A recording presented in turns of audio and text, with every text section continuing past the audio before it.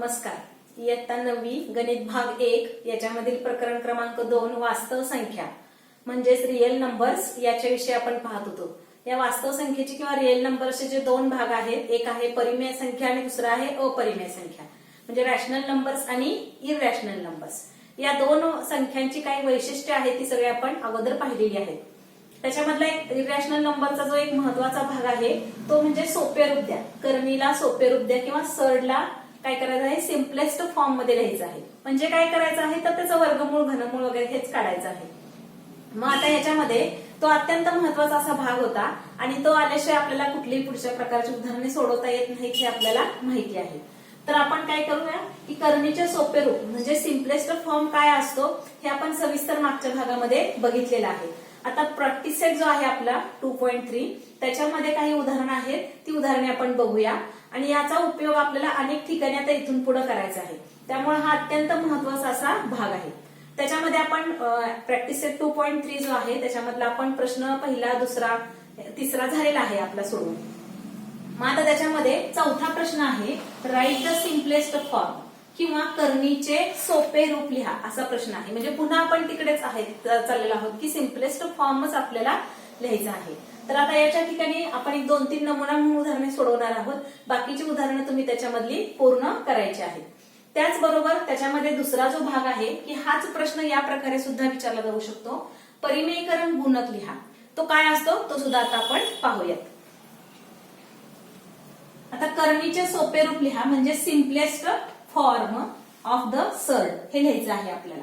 तर त्याच्यामध्ये पहिलं एक्झाम्पल दिलेलं आहे, वर्गमुळामध्ये 50 किंवा करणी चिन्हामध्ये 50 असं दिलेलं आहे. आता या ठिकाणी लिहिलेलं नाही म्हणजे ऑर्डर किंवा ज्याला आपण कोटी म्हणतो ती कोटी या ठिकाणी दिलेली नाही, म्हणजे ती किती असते, नेहमी 2 असते. आता आपण जी सगळी उदाहरणे इथून पुढे पाहणार आहोत ती सगळी कोटी 2 असणारी म्हणजे ऑर्डर 2 असणारी, थोडक्यात वर्गमुळाची ही सगळी उदाहरणे आपण आता पाहणार आहोत. फक्त आपण क्वेश्चन 2 मध्ये बघितले होते की कोटी वेगवेगळी असू शकते. करणीची ऑर्डर किंवा सर्डची ऑर्डर ही काहीही असू शकते, 4, 5, 6 कितीही असू शकते. 2 पासून 2 ग्रेटर दॅन 2 असू शकते. तर या ठिकाणी आता फक्त आपण ऑर्डर 2 असणारे सर्ड बघणार आहोत. तर त्याच्यामध्ये पहिला आपल्याला दिलेला आहे 50, करणी चिन्हामध्ये 50 लिहिलेला आहे आणि ह्याला आपल्याला सिम्पलेस्ट फॉर्म मध्ये लिहायचं म्हणजे सोपे रूप द्यायचं आहे. मग कसं द्यायचं तर त्याचे आपण 2-3 प्रकार पाहिलेले आहेत. पहिला जो प्रकार होता तो म्हणजे अवयव पाडायचे याचे आणि मग अवयवांचे गट तयार करायचे. म्हणजेच हे जर उदाहरण आपण बघितलं तर काय लिहिणार आहे आपण, 50 बरोबर 2 गुणिले 25, त्याचबरोबर 2 गुणिले 5 गुणिले 5 आणि 5 हा काय आहे तर जोडी तयार झालेली आहे. म्हणजे 25 ही संख्या जी आहे ती वर्ग संख्या आहे म्हणजे 25 चे अवयव पडू शकतात 5 गुणिले 5, म्हणून 5 हा जो आहे तो काय आहे, परिमेय संख्या तयार झाली, वर्गमूळ निघालेला आहे 25चं. आणि हा जो 2 आहे की ज्याला काय नाहीये, एकटाच आलेला आहे, हा ह्याचा गट तयार झालेला नाही, त्यामुळे तो काय करतो आपण करणी चिन्हामध्ये लिहितो. म्हणजेच हेच उदाहरण आपण असंही लिहू शकलो असतो, 50 बरोबर वर्गमुळामध्ये 2 किंवा 25 गुणिले 2 आणि मग ह्याचं वर्गमूळ निघतं आहे 5 आणि ह्याचं वर्गमूळ निघत नाही, म्हणजे ज्याचं वर्गमूळ निघतं त्याला आपण परिमेय संख्या म्हणतो किंवा रॅशनल नंबर म्हणतो आणि ज्याचं वर्गमूळ निघत नाही त्याला आपण काय म्हणतो, इररॅशनल नंबर किंवा अपरिमेय संख्या असं म्हणतो. तर या प्रकारे बघा, हा एक पहिला प्रकार आपण बघितला आणि हा दुसरा प्रकार बघितला. तर हे कुठल्याही प्रकारे आपल्याला हे उदाहरण सोडवता येतं. फक्त आपल्याला आता हे मांडता येणं आवश्यक आहे, कारण त्याशिवाय आपल्याला वर्गसंख्या माहिती असतील तर आपण या प्रकारे सुद्धा सोडवू शकतो. त्यानंतर आपण आता दुसरं उदाहरण बघूया, 250. हे सुद्धा आपण मागे सोडवलेलं आहे उदाहरण 250. तर हे 250 आपण कसं लिहिणार आहोत, 25 गुणिले 10. 250 म्हणजे 25 गुणिले 10. तर याच्यामध्ये सुद्धा ह्या 25चं आपल्याला आता काय करता येतं, वर्गमूळ काढता येते आणि ह्या 10चं वर्गमूळ काढता येत नाही. मग 25चं वर्गमूळ आहे 5, म्हणजे ती संख्या करणी चिन्हातून बाहेर आलेली आहे, म्हणजे तिचं परिमेय संख्येमध्ये रूपांतर झालेलं आहे. आणि ह्या 10चं आपल्याला वर्गमूळ काढता येत नाही म्हणून ती करणी चिन्हामध्ये आहे. म्हणजे ह्याचा सिम्पलेस्ट फॉर्म काय आहे तर 5 करणी चिन्हामध्ये 10, 5√10. त्यानंतर तिसरं उदाहरण आपल्याला दिसतं आहे दिलेलं 168. 168 हे आहे. 168 आता कशाच्या पाड्यात आहेत आपल्याला पटकन सांगता येत नाही, म्हणून त्यावेळी आपण काय करू शकतो, अशा पद्धतीने अवयव पद्धत सुद्धा वापरू शकतो. म्हणजे जर तुम्हाला 168 आपल्याला जर माहित नसेल तर आपण काय करू शकतो, 168 चे अवयव काढू शकतो.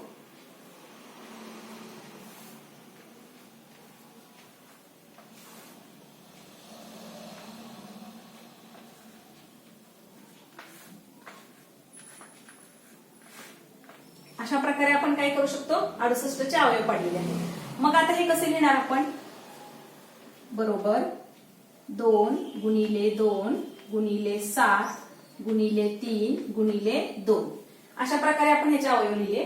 आता वर्गमूळ काढत असताना आपल्याला काय आवश्यक असतं, 2 अवयवांचा गट आवश्यक असतो, 2 अवयव पाहिजे. मग या ठिकाणी 2 हा जी संख्या आहे ती 2 वेळा आलेली आहे, 2 वेळा येणं आवश्यक आहे. आता 7 आहे तो 1 वेळाच आलेला आहे, म्हणजे 7चा गट तयार झालेला नाही. 3 ही सुद्धा संख्या 1 वेळाच आलेली आहे, म्हणजे 3चाही गट तयार झालेला आहे. या ठिकाणी पुन्हा एकदा 2 आलेला आहे, पण इकडे काय झालेलं आहे की 2चा गट अगोदरच तयार झालेला असल्यामुळं हा 2 पुन्हा एकटाच आहे, म्हणजे इथे जोडी आहे पण ह्याला जोडी नाही, म्हणजे तिथे मात्र 2 हा घटक एकदाच आलेला आहे अवयव. आणि मग आपण काय करतो, ज्याचा गट पडलेला आहे त्यातलाच काय करतो, वर्गमूळ म्हणून अवयव आपण करणी चिन्हाच्या बाहेर लिहितो. आता ज्यांचा गट पडलेला नाही ते आपण करणी चिन्हामध्ये लिहिणार आहोत. 7 गुणिले 3 गुणिले 2 ह्यातला प्रत्येक घटक हा एकदाच आलेला आहे आणि म्हणून ते करणी चिन्हामध्ये आहे तसे पुन्हा लिहायचे आहे. आता मग हा 2 मिळालेला आहे, म्हणजे परिमेय संख्या तयार झाली. आणि ह्या उरलेल्या सगळ्या संख्यांचा आता गुणाकार करून आपल्याला करणी चिन्हामध्ये लिहायचं आहे. मग ह्याचा आपल्याला सिम्पलेस्ट फॉर्म काय मिळाला, 2 करणी चिन्हामध्ये 42 म्हणजेच 2√42 ह्याचा जो सिम्पलेस्ट फॉर्म आहे तो असा मिळालेला आहे. मग हे 168 जे आहे त्याचा आपल्याला अवयव पाडता येणं, मग जर येत नसतील तर तुम्ही उभ्या पद्धतीने किंवा असं आडव्या पद्धतीने सुद्धा अवयव पाडू शकता. किंवा जर तुम्हाला आता आपल्याला माहिती नाहीये की 168 कशाच्या पाड्यात आहेत, म्हणजे 4ने आपण जर ह्याला भागाकार केला तर मग आपल्याला मिळू शकलं असतं 4 गुणिले 42 अशी सुद्धा ह्याची फोड होऊ शकते. म्हणजे हेच उदाहरण आपण असंही सोडवू शकतो. बरोबर 4 गुणिले 42 आणि मग ह्या 4चं वर्गमूळ किती आहे, 2 आणि म्हणून करणी चिन्हामध्ये उरले 42. पण कधी जर आपल्याला हे करता येत असेल तर, जर आपल्याला पटकन हे समजत नसेल तर आपण काय करू शकतो, या पद्धतीने आपल्याला उदाहरण सोडवता येतं. त्यामुळे ही सुद्धा पद्धत तशी फार महत्वाची आहे, कारण आपल्याला याच्यामुळे पटकन आपण काय करू शकतो, वर्गमूळ काढू शकतो. आणि ह्या पद्धतीने मात्र आपल्याला लगेच काढता येणार नाही. आता आपण दुसरा एक प्रश्न आहे, परिमेयकरण गुणक शोधा. आणि हा जो प्रश्न आहे तो कशामध्ये आहे तर प्रश्नसंचामध्ये आहे. संकीर्ण प्रश्नसंग्रह जो आहे त्याच्यामध्ये हा प्रश्न आहे की परिमेयकरण गुणक शोधा किंवा सिंपल फॉर्मचा रॅशनलायझिंग फॅक्टर शोधा. आता परिमेयीकरण गुणक, परिमेयीकरण म्हणजे काय करायचंय, त्या परिमेय संख्येमध्ये रूपांतर करायचंय. म्हणजे अपरिमेय संख्या जी आहे ती परिमेय संख्येमध्ये करायची. मग कशी करायची, तर या ठिकाणी हे जे उदाहरण लिहिलेलं आहे वर्गमुळामध्ये 50, त्याचं काय मिळालं आपल्याला, 5 वर्गमुळात 2 मिळाले. म्हणजे या ठिकाणी 5 ही परिमेय संख्या मिळालेली आहे आणि 2 ही अपरिमेय संख्या मिळालेली. मग आपल्याला काय करायचंय, आता आपण पुन्हा एकदा इथे उदाहरण आहे ते सोडवूया. 50च आहे, मी दुसरं उदाहरण अगोदर सोडवूया. बघा 50. आता हे 50 आपण कसे लिहितो, तर 25 गुणिले 2. 25 गुणिले 2 लिहिल्यानंतर आपल्याला माहितीये की 25चं वर्गमूळ निघतं आहे 5 आणि वर्गमुळामध्ये काय झालेलं आहे, हा 2 उरलेला आहे. हा जो 2 आहे तो वर्गमुळात राहिलेला आहे, कारण त्याचं वर्गमूळ निघत नाही. मग आता वर्गमूळ कधी निघतं, आपल्याला माहितीये की ज्यावेळी कुठलाही अवयव 2 वेळा येतो. म्हणजे जसं इथं 5 2 वेळा आलेले आहे, म्हणजे आपण इथे काय करणार आहे की समजा इथे मी असं लिहू शकते, 25 म्हणजेच काय आहे, 5 गुणिले 5 गुणिले 2 आणि मग 5 गुणिले 5 हा अवयव 2 वेळा आलेला आहे. म्हणजेच काय करणार आहे आपण, 5 हे काय झालेले आहेत, वर्गमूळ निघून बाहेर आलेले आहेत. मग हा 2 का नाही आला बाहेर, त्याचं का नाही वर्गमूळ निघालं, कारण तो एकदाच आलेला आहे. म्हणजे कुठलाही अवयव किती वेळा यायला पाहिजे, 2 वेळा यायला पाहिजे. मग हा 2 वेळा आलेला नाही. किती वेळा आलाय? एकदाच आलाय. म्हणजे काय केलं पाहिजे आपल्याला की त्याला आणखीन एकदा घेणं आवश्यक आहे. म्हणजे हा जर 2 आणखीन एकदा आला असता तर मग काय झालं असतं बघा. समजा 5 गुणिले 5 गुणिले 2 आणि मग हा जर आणखीन एकदा मी लिहिला असता 2 अजून एकदा आला असता तर मग काय झालं असतं बघा. आपलं 5 आणि 2 ह्यांचं दोघांचं पण वर्गमूळ काढू शकलो असतो आपण. आणि 5 दुने किती झालं असतं? वर्गमूळ 10. म्हणजे जर इथे 100 असतं तर आपण काय केलं असतं? 5 दुने 10 हे काय केलं असतं? आपण वर्गमूळ काढलं असतं. आणि म्हणून जो उरलेला फॅक्टर आहे वर्गमुळामध्ये उरलेला जो फॅक्टर आहे त्यालाच परिमेयीकरण गुणक म्हणतात किंवा रॅशनलायझिंग फॅक्टर म्हणतात. कारण तोच पुन्हा एकदा घेतल्यानंतर त्या संख्येचं काय होणार आहे? हे परिमेय संख्येमध्ये रूपांतर होणार आहे. मग आता डायरेक्ट आपण दुसरं उदाहरण सोडवूया. पहिलं उदाहरण आहे 3/5 वर्गमुळामध्ये 10. आता 10चं वर्गमूळ निघत नाही आपल्याला माहिती आहे. किंवा आता ही 3/5 ही जी संख्या आहे ती परिमेय संख्या आहे. तिचा काय आपल्याला अपरिमेय संख्येशी काही संबंध नाही. आपल्याला काय शोधायचंय की वर्गमुळामध्ये किंवा करणी चिन्हामध्ये जी संख्या आहे तिचं आपल्याला रूपांतर करायचं आहे. मग वर्गमुळामध्ये कोण आहे? 10. मग 2 गुणिले 5. पण या ठिकाणी जर पाहिलं आपण तर पुन्हा काय झालेलं आहे की 2 हा सुद्धा अवयव एकदाच आलेला आहे आणि 5 हा सुद्धा अवयव एकदाच आलेला आहे.